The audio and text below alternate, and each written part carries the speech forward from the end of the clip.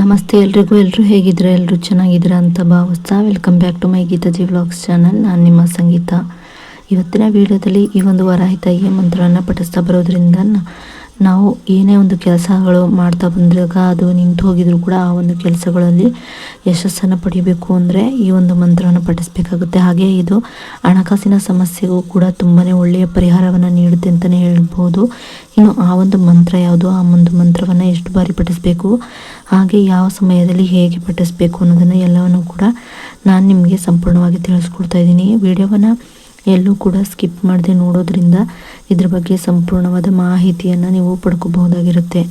ಇನ್ನು ವಾರಾಹಿ ತಾಯಿಯನ್ನು ನಾವು ಪ್ರತಿನಿತ್ಯವೂ ಕೂಡ ಆರಾಧನೆ ಮಾಡ್ತಾ ಬರೋದ್ರಿಂದ ನಮ್ಮ ಜೀವನದಲ್ಲಿ ನೆಗೆಟಿವ್ ಎನರ್ಜಿ ಅನ್ನೋದು ಏನಿರುತ್ತೆ ಅದೆಲ್ಲ ದೂರ ಆಗಿ ಪಾಸಿಟಿವ್ ಎನರ್ಜಿ ಅನ್ನೋದು ಆಕರ್ಷಣೆ ಆಗ್ತಾ ಹೋಗುತ್ತೆ ಅಂತಲೇ ಹೇಳ್ಬೋದು.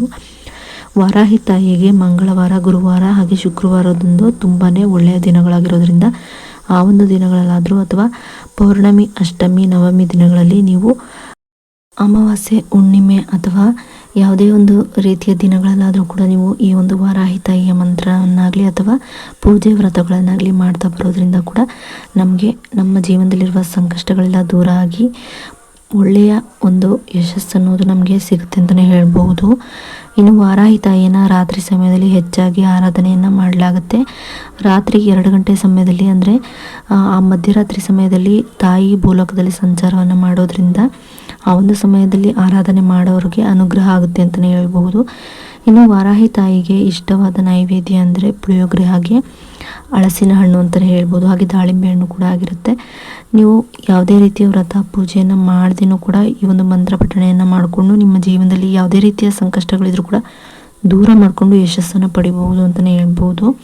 ಆ ಒಂದು ಮಂತ್ರವನ್ನು ಬ್ರಾಹ್ಮಿ ಮುಹೂರ್ತದಲ್ಲಾದರೂ ಪಠಿಸ್ಬಹುದಾಗಿರುತ್ತೆ ಅಥವಾ ಮಧ್ಯರಾತ್ರಿ 2 ಗಂಟೆಯಲ್ಲಾದರೂ ನೀವು ಈ ಒಂದು ಮಂತ್ರಗಳನ್ನು ಪಠಿಸ್ಬಹುದಾಗುತ್ತೆ. ಇಲ್ಲ ಅಂದರೆ ನೀವು ಗೋಧೂಳಿ ಲಗ್ನದ ನಂತರ ಅಂದರೆ ಸಂಜೆ ಹೊತ್ತು ಮನೆಯಲ್ಲಿ ದೀಪ ಹಚ್ತಿರಲ್ಲ 6 ಗಂಟೆ ನಂತರ, ಆಗಲೂ ಕೂಡ ದೇವ್ರ ಮನೆಯಲ್ಲಿ ಕೂತ್ಕೊಂಡು ದೇವ್ರ ಮುಂದೆ ಕೂಡ ನೀವು ಹೇಳ್ಕೋಬಹುದಾಗಿರುತ್ತೆ. ಇನ್ನು ಈ ವಾರಾಹಿ ತಾಯಿಗೆ ಯಾವುದಾದ್ರೂ ನಿಯಮಗಳಿದೆಯಾ ಅಂತ ಹೇಳೋದಾದರೆ ನಾನ್ ವೆಜ್ಜನ್ನು ತಿಂದು ಪಠಿಸ್ಬಿಡಿ ಅಂತಲೇ ಹೇಳ್ತೀನಿ. ನಾನ್ ವೆಜ್ಜನ್ನು ತಿಂದಿಲ್ಲ ಅಂದರೆ ಕೈಕಾಲು ಮುಖ ತೊಳ್ಕೊಂಡು ಶುದ್ಧವಾಗಿರೋ ಸ್ಥಳದಲ್ಲಿ ಅಥವಾ ದೇವ್ರ ಮನೆಯಲ್ಲಿ ಕೂತ್ಕೊಂಡು ಈ ಒಂದು ವಾರಾಹಿ ತಾಯಿಯ ಮಂತ್ರವನ್ನು ಪಠಿಸ್ಬಹುದಾಗಿರುತ್ತೆ. ಇನ್ನು ಹೆಣ್ಮಕ್ಳು ಮುಟ್ಟಾದಂಥ ಸಮಯದಲ್ಲಿ ಆ ಒಂದು 5 ದಿನಗಳ ಕಾಲ ಸ್ಕಿಪ್ ಮಾಡಬೇಕಾಗುತ್ತೆ. ನಂತರದ ದಿನಗಳಲ್ಲಿ ನೀವು ವಾರಾಹಿ ತಾಯಿಯ ಮಂತ್ರವನ್ನು ಪಠಿಸಬಹುದಾಗಿರುತ್ತೆ. ಇನ್ನು ಈ ಒಂದು ಮಂತ್ರವನ್ನು ನಾವು 21 ಬಾರಿ ಅಥವಾ 9 ಬಾರಿ ಅಥವಾ 108 ಬಾರಿನಾದರೂ ಪಠಿಸಬಹುದಾಗಿರುತ್ತೆ.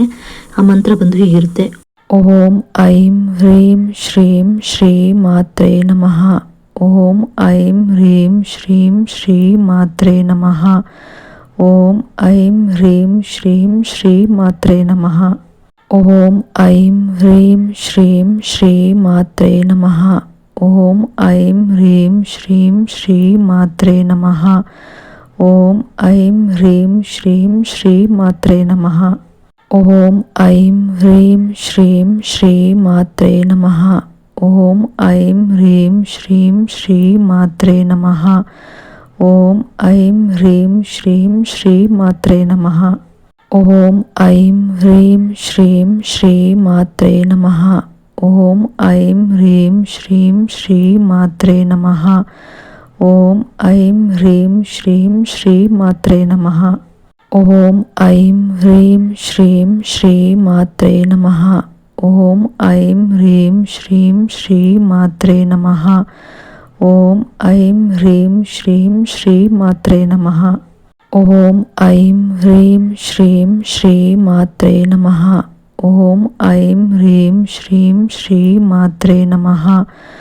ಓಂ ಐಂ ಹ್ರೀಂ ಶ್ರೀಂ ಶ್ರೀ ಮಾತ್ರೇ ನಮಃ.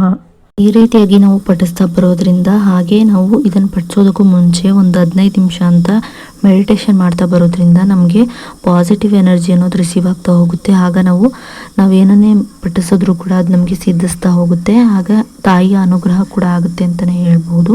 ಹೆಚ್ಚಾಗಿ ಬ್ರಾಹ್ಮಿ ಮುಹೂರ್ತದಲ್ಲಿ ಪಠಿಸಿ ಅಂತಲೇ ಹೇಳ್ತೀನಿ. 3:20ರಿಂದ 6 ಗಂಟೆ ಒಳಗೆ ನೀವು ಈ ಒಂದು ಮಂತ್ರವನ್ನು ಪಠಿಸ್ತಾ ಬನ್ನಿ, ನೀವೇ ಚೇಂಜಸನ್ನು ನೋಡ್ತೀರಾ ಅಂತ ಹೇಳ್ತಾ, ಈ ಒಂದು ವಿಡಿಯೋ ಏನಾದರೂ ನಿಮಗೆ ಇಷ್ಟ ಆಯಿತು ಅಂದರೆ ಲೈಕ್ ಮಾಡೋದನ್ನು ಮರಿಬೇಡಿ. ಹಾಗೆ ಫಾಲೋ ಮಾಡಿ, ಶೇರ್ ಮಾಡಿ, ಕಮೆಂಟ್ ಕೂಡ ಮಾಡಿ. ಇನ್ನಷ್ಟು ಇಂತಹ ಮಾಹಿತಿಗಳನ್ನು ನೀವು ತಿಳ್ಕೊಬೇಕು ಅನ್ನೋದಾದರೆ ನನ್ನ ಗೀತಾಜಿ ವ್ಲಾಗ್ಸ್ ಚಾನಲ್ನ ಸಬ್ಸ್ಕ್ರೈಬ್ ಮಾಡ್ಕೊಂಡು ವಿಡಿಯೋ ನೋಡಿ. ಸಬ್ಸ್ಕ್ರೈಬ್ ಪಕ್ಕ ಬೆಲ್ಲೈಕನ್ ಬಟನ್ ಇರುತ್ತೆ, ಅಲ್ಲಿ ಆಲ್ ಆಪ್ಷನ್ ಮೇಲೆ ಕ್ಲಿಕ್ ಮಾಡಿದ್ರೆ ನಾನು ಯಾವುದೇ ರೀತಿ ಹೊಸದಾಗಿ ವಿಡಿಯೋ ಮಾಡಿ ಅಪ್ಲೋಡ್ ಮಾಡಿದ್ರು ಕೂಡ ನಿಮಗೆ ನೋಟಿಫಿಕೇಶನ್ ಮೂಲಕ ಮೊದಲು ಬಂದು ತಲುಪುತ್ತೆ. ಆಗ ನೀವು ನನ್ನ ವಿಡಿಯೋನ ಮಿಸ್ ಮಾಡದೆ ನೋಡ್ಬೋದಾಗಿರುತ್ತೆ. ವಿಡಿಯೋ ನೋಡಿದ್ದಕ್ಕಾಗಿ ಥ್ಯಾಂಕ್ ಯು ಫಾರ್ ವಾಚಿಂಗ್.